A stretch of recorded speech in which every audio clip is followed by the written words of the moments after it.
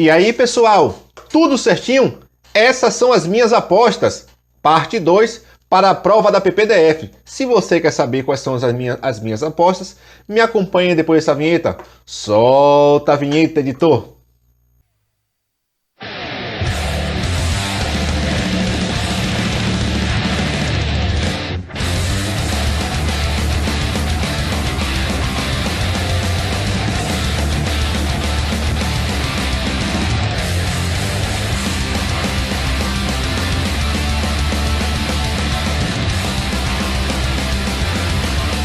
Canal Por Dentro das Prisões, com Silvimar Charles. E aí, pessoal, tudo certinho? Já está aqui no canal as minhas apostas para a PPDF parte 1, onde eu trouxe questões inéditas elaboradas por mim sobre a Lei de Execução Penal com as minhas apostas. Questões que eu acredito que irá cair, questões que irão cair na prova da PPDF. E hoje eu estou com as minhas apostas parte 2, sobre criminologia. Eu elaborei 15 questões e trouxe aqui os comentários, ok? A partir de agora, vamos entrar nas questões que eu acredito que serão objeto de prova. Vamos lá. De acordo com o estudo da criminologia, a teoria das técnicas de neutralização se utiliza da teoria do aprendizado, pois afirma que para cometer um crime é preciso aprender as técnicas do cometimento do crime? E aí? Teoria das técnicas de neutralização que está no seu edital. Se quer essa questão lá, o que é que você responderia? Tá certo ou tá errado? Gabarito. Tá certo. Olha aqui, ó. As teorias das técnicas de neutralização se utiliza da teoria do aprendizado, pois afirma que para cometer um crime é preciso aprender as técnicas de cometimento de crime. Entretanto, existem também as chamadas técnicas de neutralização da culpa, que veremos ainda hoje. De onde você tirou isso, Silvimar? Eu tenho um curso, Gran Cursos Online, e lá eu assisti às aulas de criminologia, treinamento intensivo para a PPDF. Então a professora Mariana Barreiros, de criminologia, foi de lá que eu tirei essa definição. Então, se quer essa questão lá, não erra, por favor. Próxima questão. De acordo com o estudo da criminologia, dentro da teoria das técnicas de neutralização, há o que se chama de técnica de neutralização da responsabilidade. Dentre elas, a de condenar os condenadores. Silvimar, eu não entendi. Dentro dessa teoria, tem chamada a técnica que a pessoa neutraliza a responsabilidade de cometimento de crime. Então, existem 5 hipóteses que a pessoa pode neutralizar a sua responsabilidade. Uma delas é condenar os condenadores? Tá certo ou tá errado? Tá certo. Olha lá. Existem mais 5 técnicas de você neutralizar a responsabilidade por cometer um crime. Primeira técnica, negação da responsabilidade. O que é que ele diz? A culpa não foi minha. Segunda técnica, negação da lesão. Eu achava que não estava fazendo mal a ninguém. Terceira técnica, negação da vítima. Vítima não, ela teve o que merece. E quarta aqui, condenação dos condenadores. Não, eu não cometi crime não. Na verdade, são juízes, policiais, imbecis que implicam comigo. Na verdade, as instâncias de controle formal é que me perseguem. Eu não cometi crime. Essa é uma das formas. A questão está correta. E o 5 lá, apelo à lealdade. Por que você fez isso? Não, eu fiz isso por algo maior. Eu fiz isso pelo meu país. Então essas são as 5 técnicas de neutralização da responsabilidade dentro do estudo das técnicas de neutralização. Ok? Promete que não erra se quer essa questão lá? Simbora! Próxima questão. De acordo com o estudo da criminologia, na década de 90, vou ler só o último aqui, Skinner desenvolveu o behaviorismo radical. Ele afirmava que o comportamento humano é uma resposta às recompensas do meio externo. E aí, tá certo ou errado? Tá certo. Olha aqui, ó. Na década de 40, Skinner desenvolveu o behaviorismo radical. Ele afirmava que o comportamento humano era uma resposta à recompensa do meio externo. E aí, há uma crítica à teoria dele, porque se a resposta minha é base em um estímulo específico, eu não sou tão culpado. Se eu for estimulado ou se outro ser humano fosse estimulado da mesma forma, faria do mesmo jeito. Então eu não posso ser tão responsabilizado. É a teoria de Skinner, viu? O behaviorismo radical afirmava isso, né? O comportamento humano é uma resposta às recompensas do meio externo. Ok? Aqui embaixo fala: Skinner afirmava, portanto, que é possível observar os estímulos e a resposta, e assim começa a predizer algumas coisas. Ok? Próxima questão? Simbora! De acordo com o estudo da criminologia, a teoria behaviorista de Skinner recebe críticas porque acaba retirando grande parcela da autonomia e do livre-arbítrio dos indivíduos, ao reduzir o comportamento humano a mecanismo de estímulo-resposta. E aí, tá certo ou tá errado? Eu sei que você sabe que essa crítica mesmo está certo.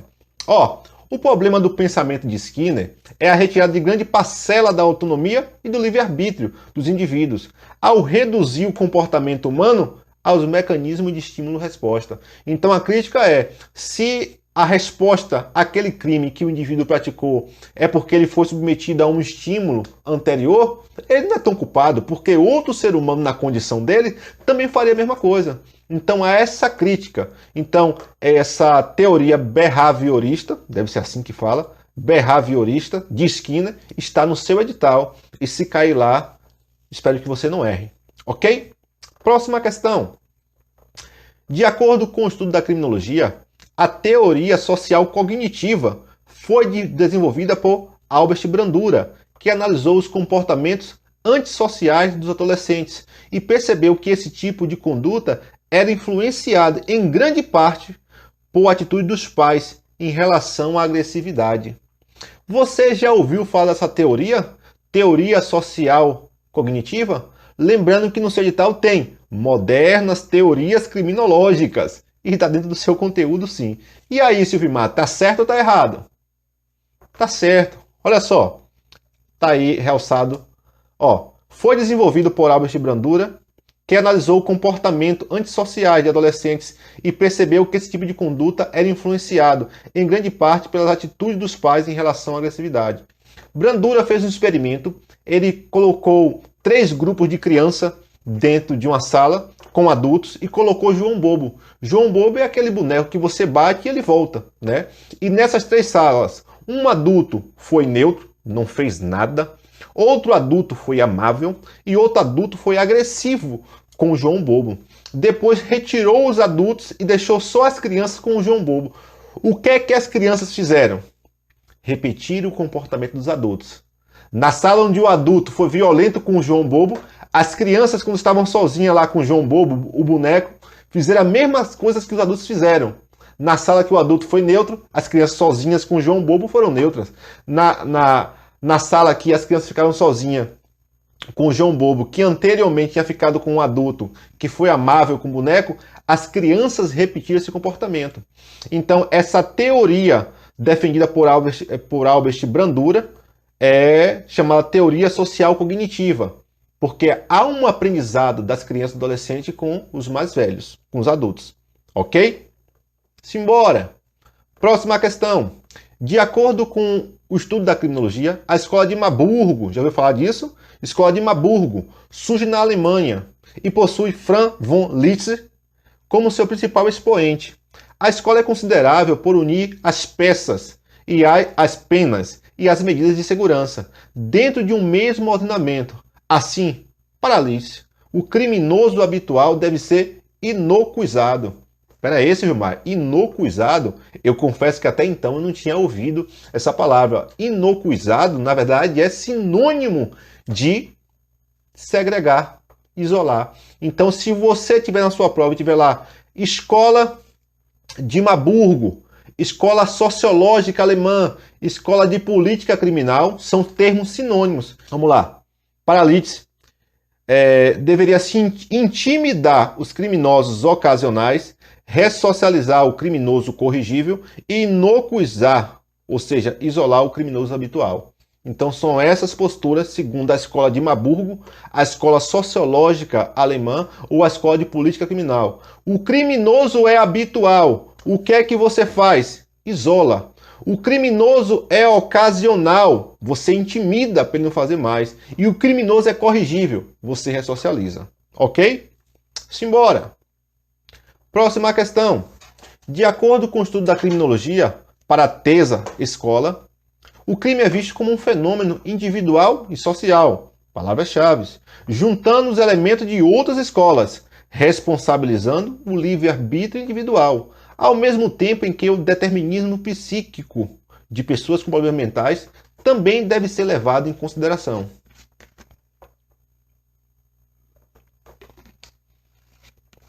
E aí, tá certo ou errado? A TESA escola defende isso mesmo, como fosse uma junção do livre-arbítrio e do determinismo, certo? TESA escola. Olha o que diz aqui, ó. O crime era visto como um fenômeno individual e social, juntando os elementos de outras escolas e responsabilizando o livre-arbítrio individual, ao mesmo tempo em que o determinismo psíquico das pessoas com problemas mentais também deveria ser levado em consideração. Então, se falar qual é a escola criminal que defende a junção do determinismo e também do livre-arbítrio? TESA, escola criminal. Ok? Simbora. Vamos lá. De acordo com as modernas teorias criminológicas, a criminologia feminina afirma que o controle social informal foi imposto às mulheres por séculos. Logo, não é possível fazer uma criminologia que se ocupe tanto do controle formal. Será que a criminologia defende isso? A criminologia feminina defende que não deve se ocupar tanto do controle formal em relação às mulheres, porque as mulheres já são submetidas ao longo do século a controles informais da igreja, da sociedade, dos maridos. Isso é verdade? Simbora. Tá certo. Ó, nasceu na década de 70 a criminologia feminina. Aqui realçado, ó. A criminologia feminina afirma que o controle social e informal foi imposto às mulheres por século. Logo, não é possível fazer uma criminologia que se ocupe tanto do controle formal, porque grande parte do controle exercido sobre as mulheres ocorre onde? Nos lares, na escola e na igreja. Ok? Então, isso aí está dentro de modernas teorias criminológicas que está no seu edital. Ok? Criminologia feminina. Simbora! De acordo com as modernas teorias criminológicas, a criminologia queer emerge nos Estados Unidos no final dos anos 80 e preocupada em analisar os crimes de que são vítimas as pessoas que não se encaixam no padrão heterossexual. Pô, Silvimar, essa questão parece bem lógica, né? Vítima, pessoas que não se encaixam no padrão heterossexual. Pô, criminologia queer. Tá certa. Ela emergiu nos Estados Unidos na década de 80, preocupada em analisar os crimes que são vítimas pessoas que não se encaixam no padrão heterossexual. Uma das coisas que a teoria defende é romper com a rigidez dos conceitos e superar a lógica binária que cinge e rotula as pessoas como hétero e homossexuais. Inclusive, para essa teoria, é como se tivesse uma hierarquia, onde o indivíduo heterossexual tem uma posição maior do que o homossexual. Olha o que diz aqui, ó. As teorias queer procuram desconstruir a hierarquia estabelecida entre hétero e homossexualidade, independente do gênero. Eu não sei se existe essa hierarquia mesmo, né? Mas a gente já está estudando aqui as cifras, inclusive as cifras rosa, né? Isso tem a ver com crimes homossexuais. Homossexuais não, né? Crimes homofóbicos que não chegam ao conhecimento das instâncias policiais. Ok? Simbora! De acordo com as modernas teorias criminológicas, a política criminal, lei e ordem, surgiu na década de 80 nos Estados Unidos e também na Inglaterra, como uma onda punitivista, conservador, neo-retribucionista, que recomenda penas mais longas e mais duras, e até mesmo pena de morte. Quando você ouve essa política criminal, lei e ordem, Na sua mente vem penas mais longas, mais duras, inclusive pena de morte? Tá certo ou tá errado essa questão, Silvimar? A questão tá certa. Ela surgiu na década de 80 nos Estados Unidos e também na Inglaterra, em uma onda punitivista. Trata-se de um movimento conservador, neo-retribucionista, que recomenda penas mais duras e longas e até mesmo a pena de morte. Diminuição da discricionariedade do juiz, excessivo rigor no cumprimento da pena de liberdade, ampliação das possibilidades de pena provisória. Então, essa política criminal de lei e ordem, essas são as características que você precisa lembrar na hora da sua prova. Quando surgiu, onde surgiu e o que é que ela defende. Penas mais duras, mais longas, até mesmo pena de morte, e reduzir um pouco da discricionalidade do juiz e também aumentar as possibilidades de pena provisória. Qualquer coisa, encarcerar. Então, lei e ordem defende isso aí, ok? Promete para mim que se cair na prova você não esquece? Simbora! De acordo com as modernas teorias criminológicas que está lá no seu edital, a teoria de direito penal do inimigo defende que, ao mínimo sinal de desordem, é preciso intervir com o direito penal e com a polícia para que não seja instalado um crime naquela localidade. Pô, Silvimar, eu já ouvi de direito penal do inimigo, principalmente depois dos ataques às Torres Gêmeas lá nos Estados Unidos, na cidade de Nova York, mas eu não sei se ela defende isso. Tá certo ou tá errado, Silvimar? Simbora, tá errado, porque esse conceito é da teoria das janelas quebradas. Jimmy Q. Wilson, George Kelly, teoria das janelas quebradas. Defende que, ao menor sinal de desordem, é preciso intervir com o direito penal e com a polícia para que não seja instalado um crime naquela localidade. Então, defende que, se uma janela estiver quebrada e não for consertada, transmite-se a mensagem que ninguém se importa. Assim, então, na menor infração, você atua com direito penal de forma muito forte. Que teoria é essa? Teoria das janelas quebradas. E não é do direito penal do inimigo. Ok? Então, essas são as características. Por isso que está errado. Próxima questão. De acordo com as teorias modernas criminológicas, a política criminal de tolerância zero, eu já ouvi isso em algum lugar, surge em 94 com Rudolph Giuliani, prefeito eleito de Nova York. Essa teoria, uma vez instalada, resultou no aumento de policiais e de detenções. Entretanto, aumentaram também as queixas de abusos policiais. Essa teoria de tolerância zero surgiu realmente lá em 94 com Rudolph Giuliani em Nova York em resposta a uma crescente onda de criminalidade? Tá certo ou tá errado, Silvimar? Tá certo, realmente surgiu em 94 com Rudolph Giuliani, então prefeito de Nova York, com um discurso bastante conservador. Segundo a teoria, uma vez instalada, e assim foi na prática, a política de tolerância zero aumentou o número de policiais e 3 de cada 4 nova-iorquinos se sentiam seguros. Entretanto, aumentaram também significativamente as queixas e abusos policiais. O número de mortos por projéteis subiu de 35 e o número de mortos por custódia policial 53. Essa teoria acabou empoderando as forças policiais, teve resultado positivo no sentido da população se sentir mais segura, mas houve também um resultado negativo porque provavelmente houve algumas violações de direito. Mas eu quero que você lembre, tolerância zero, 94, Rudolph Giuliani, prefeito de Nova York, com a resposta à crescente onda de crimes ali em Nova York, empoderou os policiais, aumentou o número de policiais e aí, como consequência, diminuiu a quantidade de crimes, mas também aumentaram as queixas de abuso e de excesso policial. Ok? Vamos para a próxima questão. De acordo com as modernas teorias criminológicas, a política do direito penal do inimigo foi desenvolvida pelo alemão Gunther Jacobs. Em 85, essa teoria defende a distinção entre cidadãos e inimigos. Inimigos são indivíduos que convertem a si mesmo em parte de uma estrutura criminosa solidificada. E para essas pessoas, os inimigos, não devem ser dadas garantias materiais e processuais. E aí, seu irmão, está certo ou está errado? Tá certo. E é só você lembrar, né?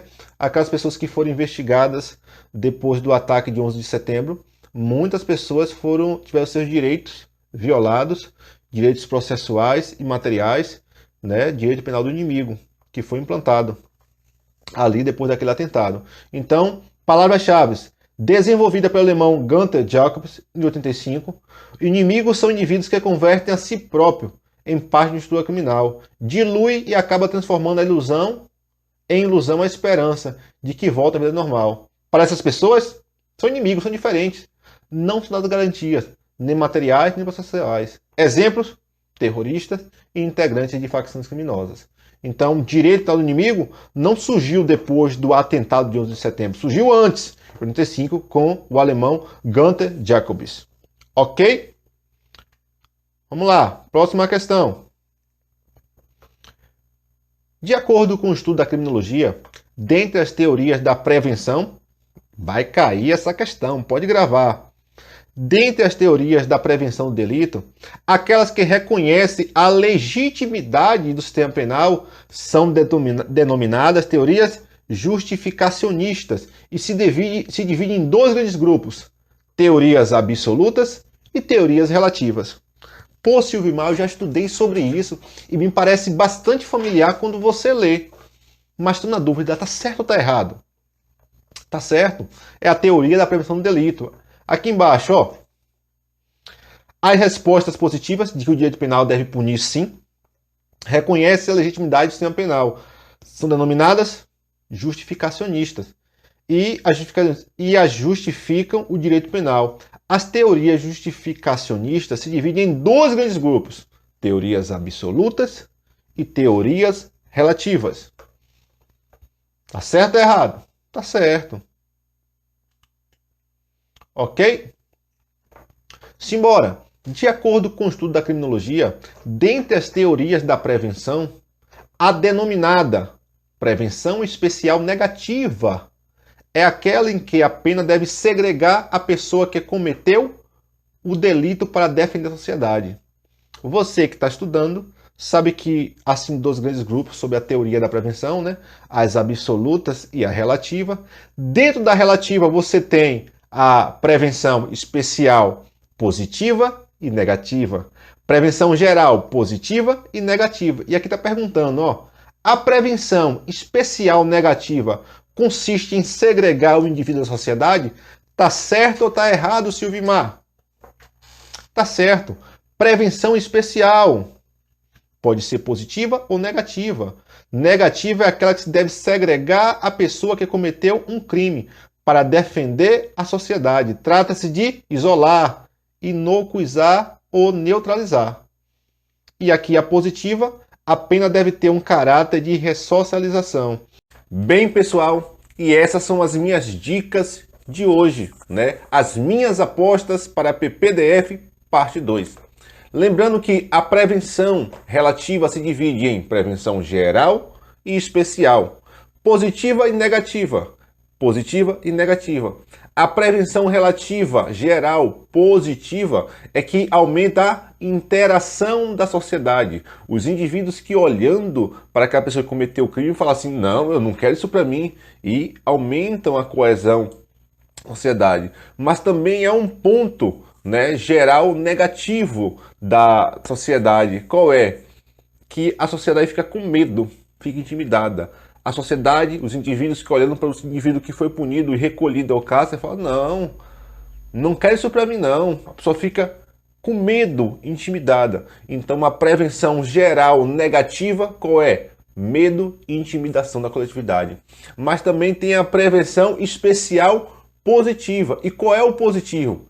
É que aquele indivíduo não se perdeu. Olha só a lógica, ele é tirado da sociedade para ser ensinado a viver em sociedade. Ele é ressocializado. Então, se falar sobre prevenção especial positiva, ele é ressocializado. E como nós vimos na questão, prevenção especial negativa, qual é? É que a pessoa, ele é segregado, ele é inocuizado e ele é isolado. Tá certo? Espero que você se dê muito bem nessa prova. Se você gostou desse vídeo, curte, se inscreve e compartilha, tá certo? Que eu virei com outros vídeos. Tá certo, pessoal? Um forte abraço, tamo juntos, até a próxima. Fui!